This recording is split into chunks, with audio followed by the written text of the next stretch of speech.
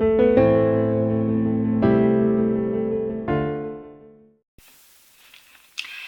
afternoon, ladies. This is Eileen from Success from the Source.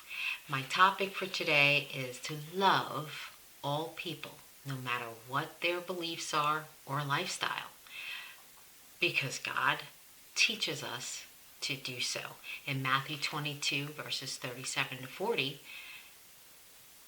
the main verse is, the great commandment is to love God with all your heart and soul, and your neighbor as yourself. To love your neighbor as yourself.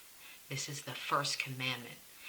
And basically, it's like fulfilling the law of the land of God's world when we can love God with all our heart and love our neighbor as ourself. We're not going to commit crimes to people that we love. Right? We're going to be a little bit more considerate. We're going to give. We're going to be loving. We're going to be just people who are kind and considerate, right? So when God says to love someone, it doesn't always equal agreement with everything they do. That's just not possible. We have adult kids we love that we don't have agreement with everything that they do. And they don't agree with us with everything we do, right? That's just the way it is. It doesn't mean, love doesn't mean you agree with them. Whether you like it or not, you're going to agree. That's not love. To love someone is to be truthful. Loving is to assist another who may need it if you're able, to be kind, right? To give if they need help, to help them with something, or to just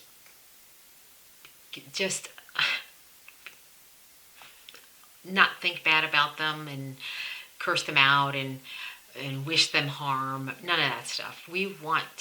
God is calling us to love all people, whether we agree or not. Loving is, to some extent, we empathize and try to understand the heart and motives of that person during conflict. That's what I love to do. Whenever I see anyone that I'm like, what in the world is going on with them? I actually try to dig deep, especially if it's a neighbor or somebody that I know offhand, some of their, situations that are going on in their life. And I do try to understand, and I pray for them based on what I think I know or what I don't know, because I want them to be healed, or I want them to feel better and do better in life. I want all people to do better. So loving there is a form of empathy that does good.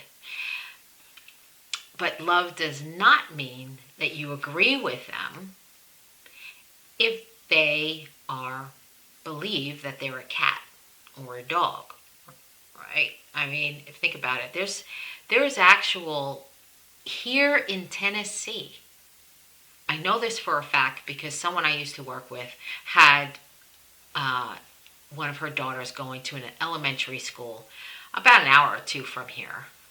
I live in Middle Tennessee.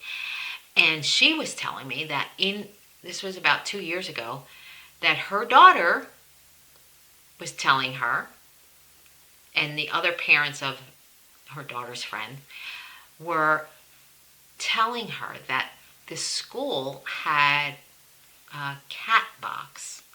What do you call them? Well, where the cats go to the bathroom?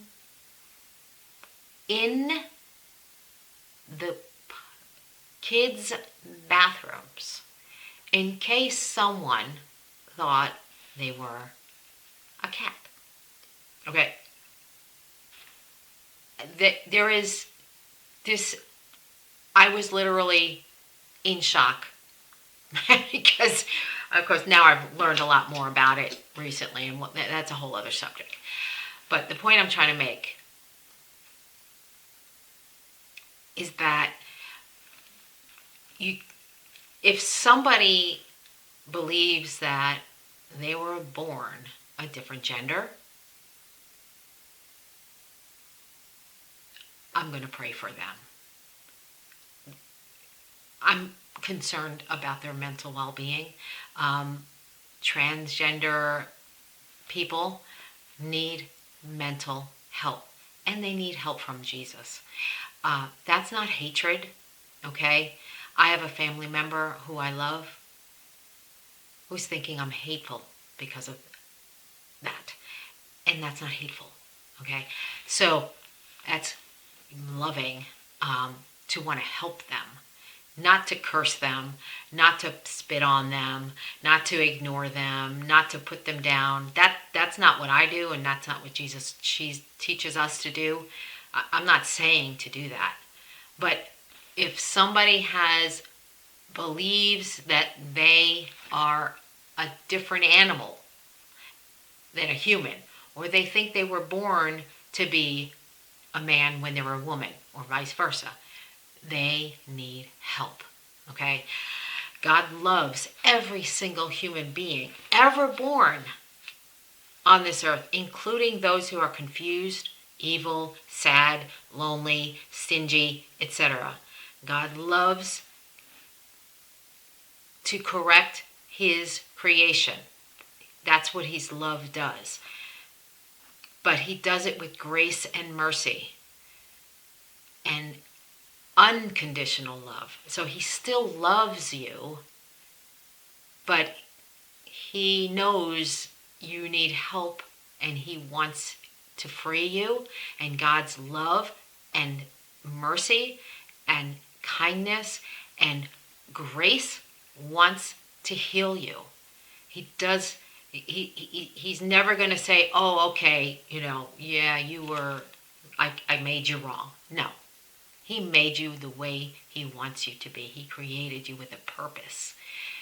And I just wanted to share that today. Just a short little, we need to love all creation. Love all people, whether we agree with them or not. But if they have some sort of issue, mental issue, and we don't agree, that doesn't mean that we hate them. It means our heart goes out to them and wants to help them if we can, and pray that they get better, and pray that God heals them and delivers them and gives them the freedom that they're looking for, that they don't realize that they can get from God and Jesus Christ.